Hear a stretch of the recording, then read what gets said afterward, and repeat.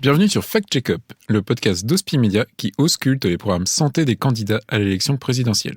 Dans cet épisode, les mesures phares de Nathalie Arthaud, du parti Lutte ouvrière, passent au scanner.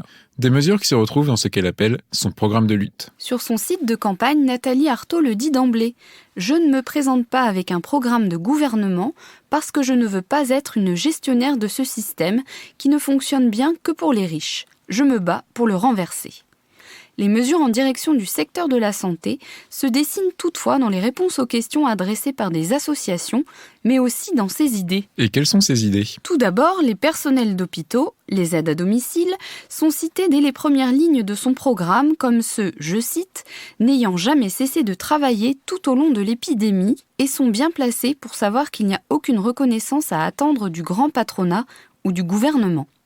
Nathalie Arthaud se revendique d'appartenir à la classe des travailleurs et mentionne de nouveau parmi les milliers de femmes et d'hommes sans lesquels la société ne pourrait pas tourner, les infirmiers, les aides-soignants ou encore les brancardiers dans les hôpitaux ou les EHPAD. L'une de ces revendications les concerne en premier lieu, celle sur les salaires. La candidate milite pour qu'aucun salaire, aucune allocation et aucune pension ne soit inférieur à 2 000 € net par mois minimum. Qu'est-ce que cela implique ? Pour le personnel de la fonction publique hospitalière, le salaire répond à des grilles indiciaires.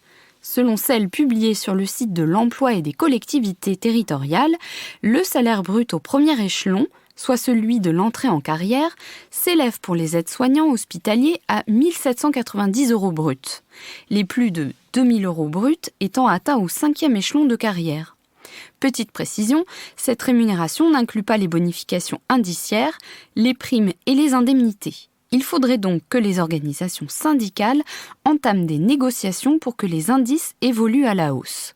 Pour les seules aides-soignantes, l'augmentation devrait être de plus de 30% pour atteindre 2 353 € bruts, soit 2 000 € net environ. Et y a-t-il d'autres points évoqués ? Oui, comme d'autres candidats à la présidentielle, Nathalie Arthaud se prononce aussi sur les déserts médicaux. Dans une réponse donnée à l'Association des citoyens contre les déserts médicaux, elle rappelle que, je cite, « pour les médecins comme pour les infirmiers, ce ne sont pas les candidats qui manquent, mais les moyens de les former et les infrastructures nécessaires à ce qu'ils puissent ensuite travailler dans de bonnes conditions. » Elle propose, pour les médecins comme pour les pharmaciens, de réfléchir à un système permettant leur installation en fonction des besoins réels des populations, sans pour autant détailler la forme que cela prendra. Elle souhaite également que la question de l'accès aux soins soit abordée sous le fameux slogan d'Emmanuel Macron du « quoi qu'il en coûte ». On peut rappeler que selon la Direction de la Recherche et des Études Statistiques, l'adresse, la consommation de soins et de biens médicaux s'élève en France à 209,2 milliards € en 2020, soit 9,1% du PIB. Cette dépense représente en moyenne 3 109 € par habitant. Nathalie Arthaud plaide également pour des mesures d'urgence, dont la réouverture des établissements de santé de proximité qui ont été fermés. Et comment financer tout cela ? La candidate Lutte ouvrière admet que les mesures qu'elle propose ont un coût.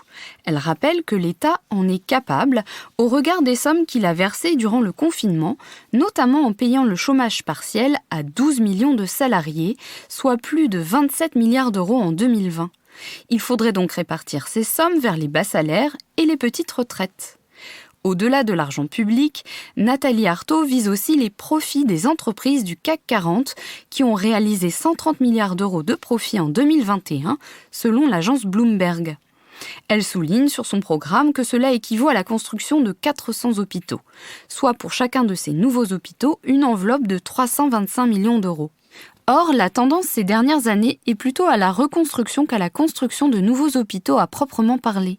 Les sommes allouées vont de 5 millions € pour des travaux de reconstruction d'un centre hospitalier à plus d'1 milliard € pour ceux du CHU de Nantes, par exemple. Merci Géraldine Tribault pour ce décryptage. Vous pouvez consulter les orientations en intégralité sur le site nathalie-arthaud.info. Nous concluons donc avec Nathalie Arthaud notre série Fact Check-up. Nous espérons que ce programme vous a plu. Le premier tour de l'élection présidentielle aura lieu le 10 avril prochain. D'ici là, n'hésitez pas à écouter ou réécouter nos précédents épisodes sur hospimedia.fr ou sur votre plateforme d'écoute préférée. Fact Check-up, un podcast d'Hospimedia réalisé par Perrine Debacker, Géraldine Tribault et Jérôme Robillard. Au mixage et à la création sonore, Alexandre Debuchy.